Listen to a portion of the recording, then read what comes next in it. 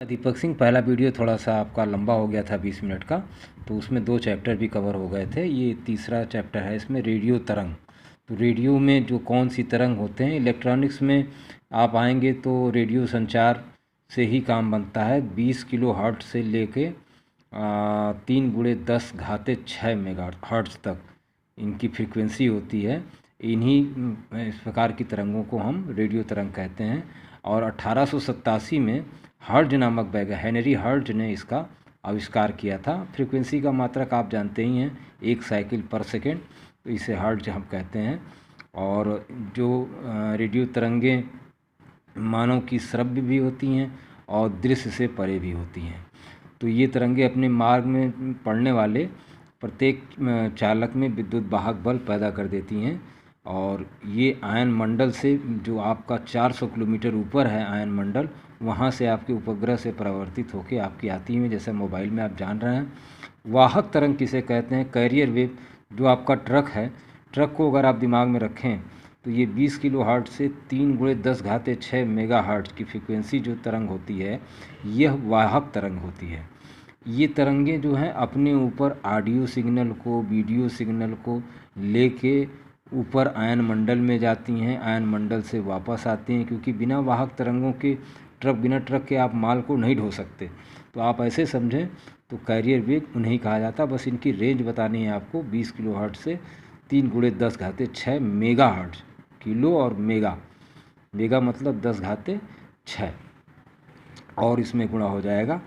और सिग्नल तरंग किसे कहते हैं? वही सिग्नल तरंग जिस पर कैरियर वेव पर इनको बैठाया जाता है। तो सिग्नल तरंग में ध्वनि का भी हो सकता है, दृश्य का भी हो सकता है, या किसी अन्य प्रकार की सूचना या प्रभाव भी हो सकता है। ये 20 किलो हर्ट्ज से 20 किलो हर्ट्ज के बीच में होती हैं, और इनकी फ्रीक्वेंसी भी बहुत कम होती है, 0 से 7 मेगा हर्ट्ज की। तो ये इम्पॉर्टेंट आपसे क्वेश्चन पूछ सकता है एक नंबर में कि कितनी होती है भाई फ्रीक्वेंसी, तो 0 से 7 मेगाहर्ट्ज़ तक की होती है। तो ये आप जो है आपका एक तरह से सिग्नल तरंग इसे हम कहते हैं। मॉड्यूलेशन आपसे पूछ सकता है, तो वही आप जो है ट्रक पे माल ला देते हैं, तो एक तरह से सही जगह पे सही माल लाते हैं, तो उसी को मॉड्यूलेशन कहते हैं। तो फ्रीक्वेंसी आपकी 20 से 20 किलो हर्ट्ज़ तक होती है, जो आपका संकेत भेजते हैं आप। तो इन्हीं को उठा के अंतरिक्ष में जाना होता है, इनको ऐसे सीधे तो जाएगी नहीं। तो इसके लिए हमें एक जो है फ्रीक्वेंसी कैरियर वेव की ज़रूरत पड़ती है। तो वही कैरियर वेव जो आपको बता रहे थे, तो अनंत दूरियों तक जाने में सक्षम भी होती है ये। और इसके ऊपर आप ऑडियो वीडियो सिग्नल भेज सकते हैं, जैसे नासा इस समय भेज के अपना काम कर रहा है। तो बिना कैरियर वेव के वो कोई भी सिग्नल वहाँ से ना भेज सकता है ना प्राप्त कर सकता है।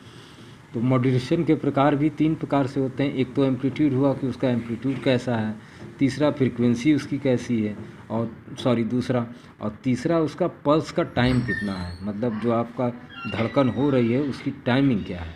तो इन्हीं 3 पर जो है कैरियर वेव पर चढ़ाते समय प्रसारण करना मॉड्यूलेशन के 3 प्रकार हैं। तो एम्पलीट्यूड से करिए, फ्रीक्वेंसी से करिए, या पल्स टाइम से आप करिए। और इसी फ्रीक्वेंसी मॉड्यूलेशन को संक्षेप में हम फ्रीक्वेंसी मॉड्यूलेशन को FM भी कहते हैं। तो फिर इसकी जो है फ्रीक्वेंसी मॉड्यूलेशन की खोज AM रेडियो रिसेप्शन में विद्युत व्यतिकरण को दूर करने में के लिए की गई थी।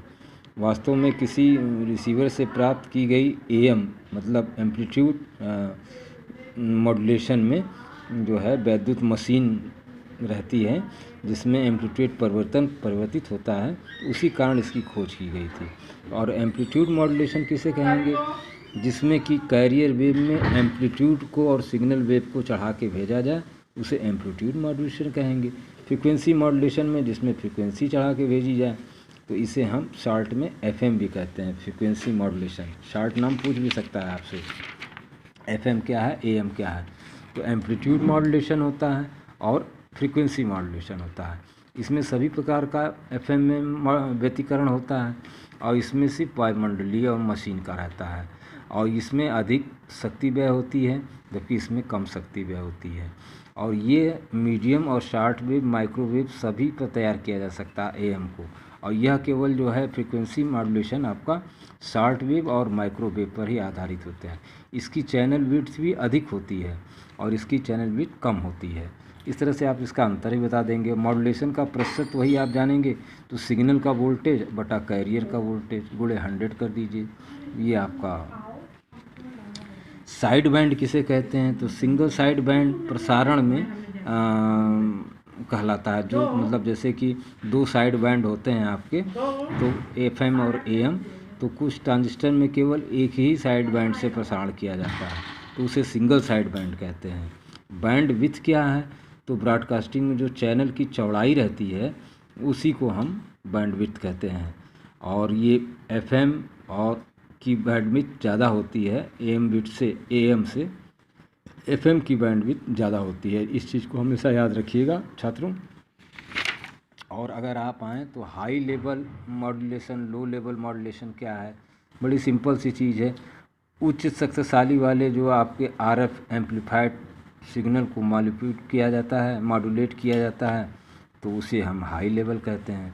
और लो लेवल के जब RF सिग्नल को रेडियो RF, तो R मतलब रेडियो, F मतलब फ्रिक्वेंसी, एम्पलीफायर इकाई में मॉड्यूलेट किया जाता है, तो इसे लो मॉड्यूलेशन कहते हैं।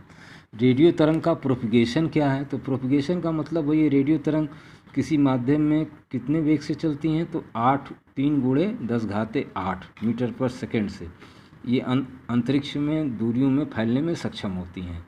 तो ये ट्रांसमिटिंग जो हम प्रोपगेशन मतलब आगे बढ़ना, तो ट्रांसमिटिंग एंटीना के द्वारा जो है रेडियो तरंगों को अंतरिक्ष में दूर दूर तक फैलाना, इसे हम प्रोपगेशन कहते हैं। आयन मंडल के बारे में आप जान लीजिए। आप पृथ्वी में रहते हैं, तो जो समुद्र तल से 16 किलोमीटर की ऊंचाई होती है उसे ट्रोपोस्फीयर कहते हैं। 16 से 40 किलोमीटर की ऊंचाई को तक अगर आप जाएंगे तो स्ट्रेटोस्फीयर कहेंगे। और आयनोस्फीयर जो होता है ये आपका 19 किलोमीटर से 400, तो वहीं ओजोन परत भी आपकी रहती है। परत जो आपकी रहती है ये 19 किलोमीटर से 80 किलोमीटर की जो दूरी में एक परत रहती है। तो इसमें कोई रेडियो संचार में इसका कोई यूज नहीं होता है, इसे हम परत कहते हैं। बहुत छोटा सा चैप्टर है ये और आसानी से ख़त्म हो जाने वाला। रेडियो संचरण की किस्में क्या हैं, तो आप किस्में जानते हैं। ग्राउंड वेव होती हैं, ये पृथ्वी तल से 50 मीटर की ऊंचाई तक चलेंगी, इसे हम ग्राउंड वेव कहेंगे। और प्रचलित भाषा में हम इसे मीडियम वेव भी कह देते हैं, तो ये ग्राउंड वेव को मीडियम वेव कहा जाता है। और इसकी फ्रीक्वेंसी रेंज भी देखिए 300 किलोहर्ट्ज़ से 3000 किलोहर्ट्ज़ तक होती है। स्काई वेव क्या होगा, जो रेडियो तरंगे एंटीना से आयन मंडल में पहुंच जाती हैं और वहां से परिवर्तित होकर फिर भूतल पे आती हैं, वो स्काई वेव कहलाती हैं। इसकी रेंज भी फ्रीक्वेंसी की 3 मेगाहर्ट्ज़ से 30 मेगाहर्ट्ज़ तक होती है। और इसे हम क्रिटिकल फ्रीक्वेंसी भी इसे कहते हैं। 30 मेगाहर्ट्ज़ को हम क्रिटिकल फ्रीक्वेंसी वेव कहते हैं। स्काई वेव को भी शॉर्ट वेव कहा जाता है और इसे हम ग्राउंड वेव को मीडियम वेव कहते हैं। डायरेक्ट वेव क्या है, जो तरंगे ट्रांसमीटर एंटीना से निकलकर एरियल से एक दृश्य रेखा में अर्थात सीधे चलती हैं, उसे हम डायरेक्ट वेव कहते हैं। तो 30 मेगाहर्ट्ज़ से 3 × 10⁻6 मेगाहर्ट्ज़ तक की जो तरंग होंगी और एंटीना के चारों ओर 100 किलोमीटर के अर्ध व्यास में ये रहती हैं, इन्हें माइक्रोवेव संचार के नाम से भी जाना जाता है। ये प्रसारण में बहुत काम मतलब एंटीना में काम करता है। क्रांतिक कोण अक्सर पूछ लेता है, क्रिटिकल एंगल क्या है, तो ये एक तरह से आप एक लाइन में इसको कह दीजिए, इस प्रकार के विकिरण कोण का वह अधिकतम मान जिस पर पूर्ण परावर्तन हो सके, मतलब तरंग का पूरा परावर्तन वापस आ जाए, जितना आप जा रहे हैं उतना वापस आ जाए, तो विकिरण कोण इसे कहते हैं कि अधिकतम मान जिस पर कि तरंग का पूर्ण परावर्तन हो सके। इसके लिए इसका मान निर्भर करेगा आयन का, जो आयन मंडल है उसका घनत्व पे, फ्रीक्वेंसी पर ये निर्भर करता है। तो रेडियो तरंगें वास्तव में आयन मंडल के द्वारा परावर्तित नहीं होती, बल्कि वो खुद ही अपवर्तित होती हैं। और आयन मंडल में चूँकि आपका घनत्व होता है तो ऊंचाई के साथ घटता बढ़ता रहता है। और इसी के बाद आपको एक शांत क्षेत्र भी कहा आता है, साइलेंट जोन किसे कहते हैं। तो ये मीडियम वेव, शॉर्ट वेव दोनों बैंड पर एक साथ जब प्रसारण होता है तो कभी कभी दूर पास में सभी रिसीवर ग्रहण कर लेते हैं, लेकिन कुछ क्षेत्र ऐसा गांव में रहता है जहां पर रेडियो नहीं पकड़ता है मीडियम शॉर्ट वेव, तो यहाँ ग्राउंड वेव भी नहीं पहुंच पाती है, ना ही स्काई वेव पहुंच पाती है, तो इस क्षेत्र को हम शॉर्ट वेव कहते हैं। और इसी में स्किप दूरी भी पूछ लेता है कि शॉर्ट वेव प्रसारण में ट्रांसमीटर एंटीना से बिंदु की दूरी जहां शॉर्ट वेव आयन से परावर्तन के बाद सर्वप्रथम पहुंचती है, स्किप दूरी कहलाती है। स्किप दूरी भी अक्सर एक आध नंबर का क्वेश्चन पूछता है, स्किप दूरी किसे कहते हैं। तो शॉर्ट वेव के प्रसारण जब आप कर रहे हैं तो ट्रांसमिटिंग एंटीना से उस बिंदु की दूरी जहां शॉर्ट वेव आयन मंडल से परावर्तन के बाद सर्वप्रथम पहुंचती है, इसे हम कहते हैं। और उसके बाद आ जाइए क्वेश्चन पे, तो किस तरंग की गति 3 × 10⁸ मीटर सेकेंड होती है? तो सभी की होती है, विद्युत चुंबकीय तरंग, रेडियो तरंग, वाहक तरंग, ये सबकी होती है। रेडियो तरंग का आविष्कार कब किया गया? तो 1887 में, मैंने बताया है।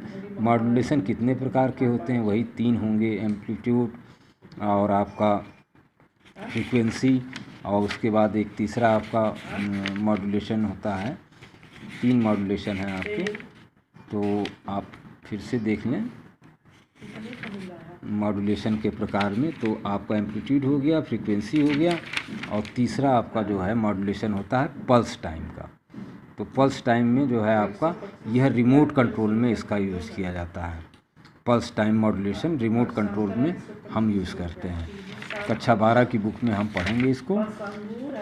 बाकी ये चैप्टर लगभग आपका ख़त्म होता है। प्रोपगेशन किसे कहते हैं? तरंगों के आगे बढ़ने को। और रेडियो तरंग का आविष्कार कब हुआ, किसने किया, ये मैंने आपको बताया, पेज भी दे रहा हूँ। फ्रीक्वेंसी का मात्रक क्या है? हर्ट्ज है। और क्या वाहक तरंगों को सुना देखा जा सकता है? नहीं, एकदम नहीं देखा जा सकता है।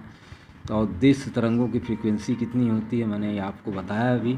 आयन मंडल क्या है? शांत क्षेत्र से आप क्या समझते हैं? स्किप दूरी से आप क्या समझते हैं? आयन मंडल का महत्व तो है ही है, बिना आयन मंडल के हम जो है उपग्रह से अपना सिग्नल वापस नहीं ले सकते हैं।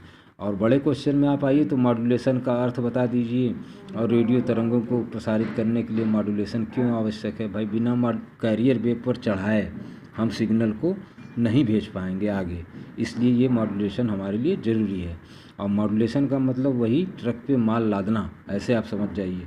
मतलब कैरियर वेव पर रेडियो, ऑडियो, वीडियो तक के सिग्नल तरंगों को बैठाना और उनको भेजना।